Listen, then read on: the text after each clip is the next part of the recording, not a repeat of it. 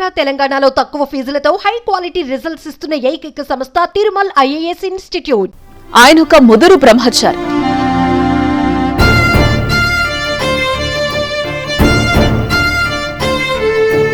పెళ్లి కాస్త లేట్ అయింది, కాస్త కాదు బాగానే ఆలస్యమైంది. దీంట్లో ఆయన తప్పేం లేదు, పిల్ల దొరక్క చేసుకోలేదు అంతే.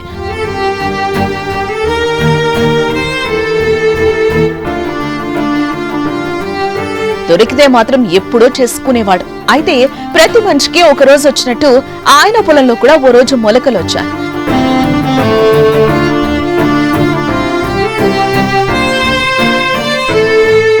అమ్మాయి దొరకడంతో 26 ఏళ్లకు కావలసిన పెళ్లికల 40 ఏళ్లకొచ్చింది. గుడిలో దేవుడి సాక్షిగా ఆమె మెడలో 3 ముళ్ళు వేశాడు. కానీ భీమవరం రైల్వే స్టేషన్ సాక్షిగా మోసపోయాడు. అసలేం జరిగింది?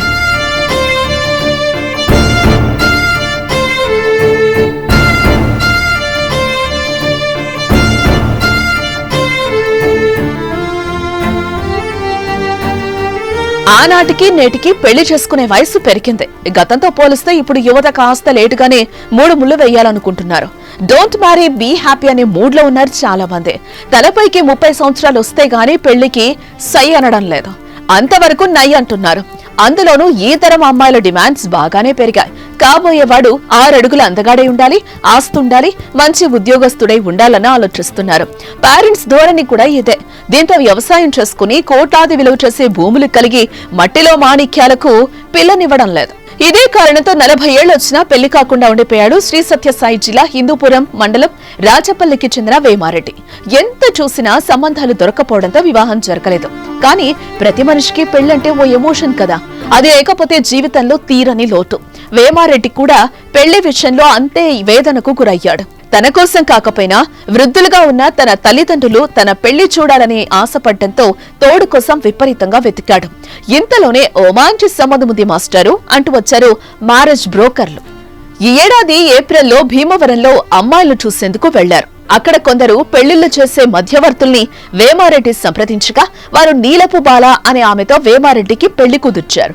దీంతో ఎట్టకేలకు అమ్మాయి దొరకడంతో వేమారెడ్డి ఆనందపడ్డాడు. తల్లిదండ్రుల ఎదుట పెళ్లి చేసుకోవాలని కోరుకున్నాడు. హడావిడిగా వారే ముత్తైదులుగా మారి భీమవరంలోనే ఓ గుడిలోనే 3 ముళ్ళు వేయించారు. కొడుకు పెళ్లిని తల్లిదండ్రులు చివరికి వీడియో కాల్ చూసి మురిసిపోయారు. భార్యాభర్తలు సొంతూరు హిందూపురం వచ్చారు. ఇక పెళ్లైతే ఇక తదుపరి కార్యక్రమాలకు సిద్ధమయ్యాడు వేమారెడ్డి. కానీ భార్య నుంచి ఇప్పుడే వద్దంటూ సమాధానం వచ్చింది. 15 రోజులు ఏదో ఒక కారణం చెప్పి అడ్డు చెప్పింది. తర్వాత అసలు కథ మొదలుపెట్టింది భార్య నీలపు బాల. తన తల్లిదండ్రులకు ఆరోగ్యం బాగలేదు, ఇంటికి వెళ్లాలని భర్తకు చెప్పింది. పెళ్లి సమయంలో తల్లిదండ్రులు లేరని చెప్పావు కదా అని వేమారెడ్డి ఆమెను ప్రశ్నించగా తనకు తల్లిదండ్రులు లేరని ఎవరు చెప్పారని ఆమె రివర్స్ లో భర్తను ప్రశ్నించింది. తనను పుట్టింటికి పంపకపోతే ఆత్మహత్య చేసుకుంటారని బెదిరించింది. దీంతో వేమారెడ్డి భార్యను భీమవరానికి తీసుకెళ్లాడు. భీమవరం రైల్వే స్టేషన్ కు చేరుకోగానే నీలపు బాల సినిమాలో శ్రీలీలను మించి యాక్టింగ్ మొదలు పెట్టేసింది. నేను ఇంట్లో తెలియకుండా నిన్ను పెళ్లి చేసుకున్నా, ఇప్పుడు నువ్వు మా ఇంటికి వస్తే మా కుటుంబంలో వాళ్ళు గొడవ పడతారు, నువ్వు మా ఇంటికి రావద్దు, నేనొక్కదాన్నే వెళ్ళొచ్చేస్తా, ఇక్కడే ఉండు అంటూ వెళ్లిపోయింది. గడియారంలో చిన్న ముళ్ళు తిరుగుతూనే గంటలు గడుస్తూనే ఉన్నాయి. కానీ వెళ్లిన భార్య తిరిగి రాలేదు. దీంతో 3 రోజుల పాటు భీమవరం అంతా గాలించిన వేమారెడ్డికి దిమ్మ తిరిగే షాక్ లాంటి వార్త తెలిసిందే. మ్యారేజ్ బ్రోకర్లు ఇచ్చిన అడ్రస్ కు వెళితే అసలు విషయం బయటపడింది. అంతే ఫేక్ అని తేలింది. భార్య తన నెంబర్ బ్లాక్ చేసింది. మధ్యవర్తులను సంప్రదించగా మొదట్లో ఒకరిద్దరు స్పందించగా ఆ తర్వాత ఫోన్ చేసినా ఎవరు స్పందించలేదు. దీంతో వేమారెడ్డికి మోసపోయానన్న విషయం అర్థమైంది. తాడేపల్లిగూడెం వెళ్లగా అక్కడి పోలీసులు స్పందించలేదు. వెంటనే హిందూపురం అప్గ్రేడ్ పోలీస్ స్టేషన్ లో ఫిర్యాదు చేశాడు. ఈ మోసంపై కేసు నమోదు చేస్తామని పోలీసులు తెలిపారు. పెళ్లి పేరుతో సుమారు 3 లక్షల రూపాయలు దోచేశారని వేమారెడ్డి చెప్తున్నాడు. అంతేకాదు పెళ్లి కాని ప్రసాదులను అలర్ట్ చేస్తున్నాడు. పెళ్లి ఆలస్యం చేయకండి, ఒకవేళ ఆలస్యం అయితే ముందో వెనక ఆలోచించి పెళ్లి చేసుకోండి, అంతేకాని నాలా ఎవరూ మోసపోవద్దంటూ సలహా ఇస్తున్నాడు.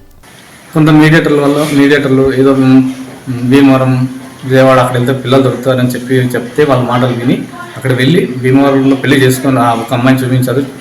అక్కడ ఆ టైంలో వాళ్ళు ఇచ్చిన సమాచారం అంతా విన్నాను. సరే కరెక్ట్గా ఉంది కదా నమ్మి నేను పెళ్లి చేసుకున్నా. సరే అని చెప్పి నా వాళ్ళ ఊరికి తీసుకెళ్తే వెళ్తూ రైల్వే స్టేషన్లోనే నన్ను వదిలేసి నాకు ఆ అమ్మాయి ఇంటి అడ్రస్ కూడా చెప్పకుండా ఆ అమ్మాయి వెళ్ళిపోయింది. పెళ్ళప్పుడు చెప్పిన అడ్రస్కి వెళ్తే అది ఫేక్ అని తెలియంది. అమ్మాయి పేరు కానీ ఊరు కానీ అన్నీ కూడా ఫేకే.